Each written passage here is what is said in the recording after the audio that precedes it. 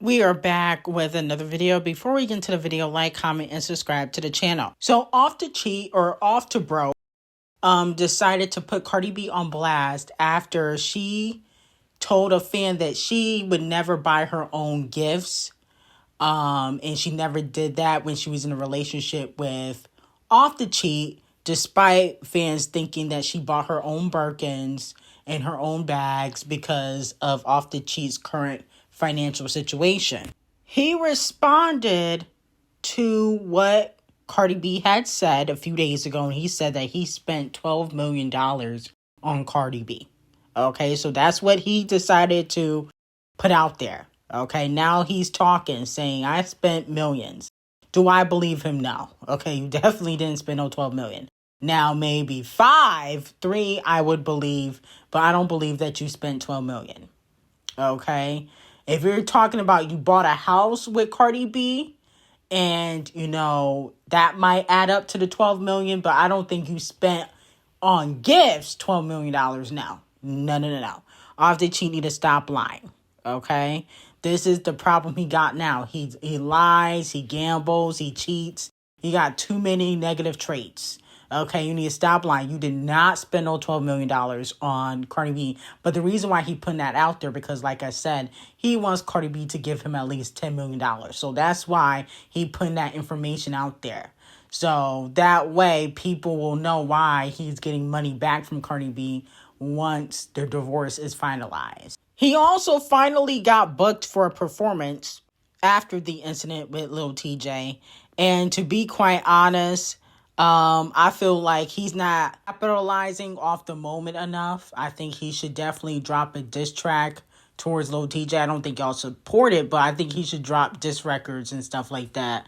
Only because clearly he needs the money and he has a lot of lawsuits and gambling debts he has to pay off. So right now he needs to capitalize. Stop dragging Cardi B and saying how she owes you 12 million. Address the people that you owe, okay? Address Lil TJ, Des Bryant, Ebro, and all the other people that say that you owe them money. You need to call them out. Don't worry about Cardi B and, drop a diss record or something. I probably wouldn't stream it like that, but I definitely think he'll make some money off of it. He definitely would get at least 100K streams in a day because people would definitely tune in to see what he has to say. Now, moving on from that, a lot of fans are saying that GloRilla is broke after she responded to the backlash that she was looking for a personal assistant to do a job for $550 a week. Now, I believe this happened a few years ago. I guess it's resurfacing because I remember this story a few years ago. So I don't know if she's looking for another personal assistant. But I've said this before that Gorilla Glue doesn't make a whole lot of money from her music. That's why she doesn't fully take care of her family. Okay, so, a lot of fans are dragging her because $550 a week is not a lot of money. But for Gorilla Glue, it could be a lot out of her pockets because the label ain't gonna pay for a personal assistant for Gorilla. She gonna have to cover that on her own. But Gorilla doesn't make a lot of money from her music. The money comes from touring, okay, for Gorilla Glue. That's where she makes most of her coin. And even for Doja Cat owes the label money, okay? Because they put a lot behind her album V, and it didn't do so well. So that's why she had to go right on tour. And, she went on tour in 2024 and 2023. And now she back on tour again because guess what? The music ain't selling. So a lot of these, artists in general, I'm not just talking about the female rappers, but a lot of these artists in general are not making a lot of money off of their music. So they have to do the touring, they got to do the brand deals, they got to get outside deals to cover their bills. So it's not just a Gorilla Glue thing. But if I was Gorilla Glue or even Doja Cat, I would get into acting, okay? I'm sure they can do like a TV show. Remember, rappers used to be guests on TV shows and in movies. We got to get back to that. That was pretty fun back in the day. Now, moving on to Little Baby, JAYDAWAYDA, and D0JA, okay? Now, Dior had to help JAYDAWAYDA after JAYDAWAYDA was getting beat up at the club that allegedly she owns. Allegedly, Lil Baby was in the building. That's what the streets are saying. It hasn't been confirmed. But a lot of people want to know what caused the beef. Well, Emily, her last name is Huff, used to date Lil Baby. And a few months ago, she exposed that JAYDAWAYDA stole Lil Baby from her after JAYDAWAYDA basically exposed Ari Fletcher for sleeping with Lil Baby. So that's how the beef kind of started, or I wouldn't say started, but kind of escalated. They were friends. Then you slept with my man. You took my man.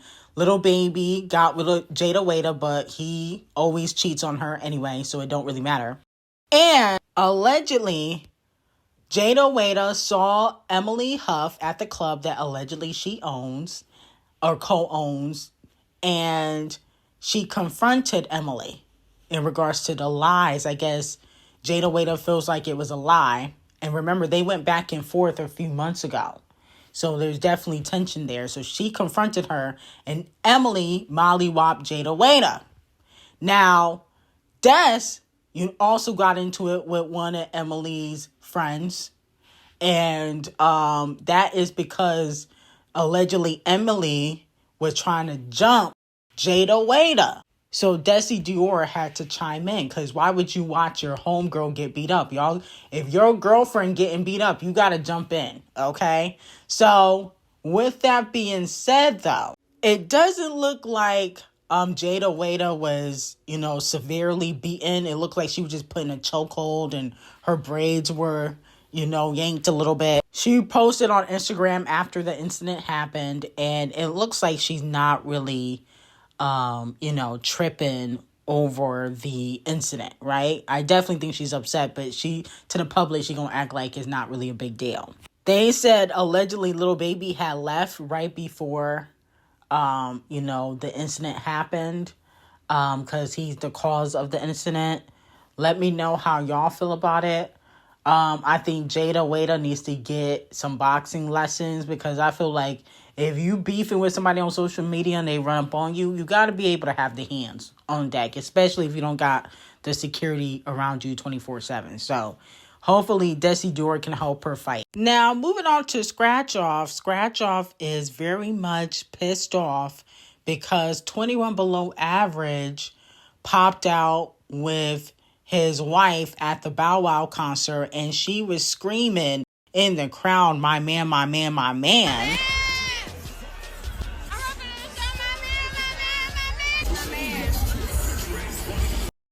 So she's saying, "My man, my man, my man," but I thought he was Scratch Off's man, and you only married 21 Below Average because he needed citizenship.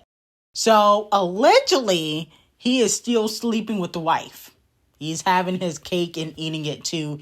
He's still dealing with the wife, despite him only allegedly marrying the wife for his green card. That's what he told Scratch Off and a bunch of other people, allegedly. So this is humiliating because Scratch Off is pregnant. I don't think it's fair that they popping out together now that Scratch Off is pregnant. That's not right. I'm sorry.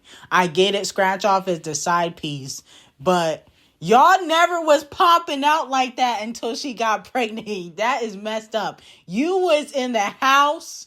You did not pop out as 21 Below Average's wife until she got knocked up. You was in the background. Now all of a sudden it's your man, your man, your man. You wasn't saying that before. And I feel like it's not right because Scratch Off is pregnant now. Like, it would be one thing if she was always popping it, right? And calling Scratch Off out. And then, didn't she like Scratch Off's pregnancy pictures? I remember her liking Scratch Off's pregnancy pictures. So all of a sudden, now it's an issue, now that she's 9 months pregnant. Maybe she thought it was a skit or fake, because a lot of Scratch Off fans thought it was a fake prank and that, she really wasn't pregnant, but she is. So, it's just messy. I don't think it's right what 21 Below Average and the wife is doing to Scratch Off, because I understand she the side piece, but why y'all wait till she get pregnant to start popping out like that. And he never pop out with scratch off. It's just disrespectful at this point. Like, you could have just said, listen, you got to go on birth control or something. I don't know. That's messy. Here goes Zara Larsson being messy again. This girl just can never keep her bap shut. Now she's dragging Justin Bieber, which honestly I don't really care about. He deserves to get dragged, no shade. So I'm going to let this slide. But she says it's giving less smoke and watch YouTube. In regards to his lackluster performance he did, unfortunately, at Coachella, which a lot of people feel like was boring, and it was. And compared to a lot of these female singers, they have to do choreography, they have the dancers, they gotta have production, they gotta have this and that, multiple outfit changes. So that's probably why she's calling him out. You know, let's just be honest. It's not fair that he was able to get away with that and got paid $10 million. Like, no shade. It is literally not fair. Like, I don't care if it's misogyny or not. We got to call it out. But unfortunately, she got dragged by the Beliebers and she responded. Zara said, you always got something to say in regards to the fans. And she responded and said, correct. You're new to this. I'm true to this. Everyone who's been with me for a minute knows I'm a yapper first. I was a blogger. That explains it. And I've had 3 podcasts. I can't shut up. And it's just not in me. Okay, that explains it. Oh, she probably got a blog currently. Didn't I tell y'all she was on Stan Twitter? I promise you. I think she probably has a blog currently. I don't think she was a blogger. I think she is. Okay, I don't think she was. She just snitched on herself. We finna find that blog. She not was a blogger. She is one. She probably was all over her blog giving Justin negative reviews. Wow. Wow, wow, wow. It's not even the corporate giants controlling the blogs anymore. It's the artists actually being the blog. Woo! Wow. Okay, you just threw yourself under the bus, Zara. I'm finna find out the blog, okay, and put you on blast. Because my whole thing with Zara is I understand that she's allowed to give her opinion. It's just gonna backfire on her. You're going after A-list artists with big fan bases. You know, you went after Chris Brown, Justin, Beyonce, Taylor. I mean, you going after the big dogs. So I hope you're prepared for your album drop and get sabotaged and all the negative reviews that will be coming out because you decided to open up your mouth. So if you can give it, you definitely gonna have to take it when it comes back around. Now, after the backlash, of course, she tried to deny it and say that people are thinking that she's hating, but they really are projecting that she was vibing hard. But at the end of the day, you low-key were hating. You know what I'm saying? Like, let's stop it, Zara. You low-key was throwing some slick shade. Own up to it. You were a blogger, right? So you got to own up to the shade that you were throwing. No shade. Now, can we talk about Euphoria really quickly? The first episode dropped after 4 years. Let me know if you guys enjoyed the premiere or the first episode. In my opinion, I would give it a 7 out of 10. I feel like from the first episode, the show seems completely different from the first 2 seasons.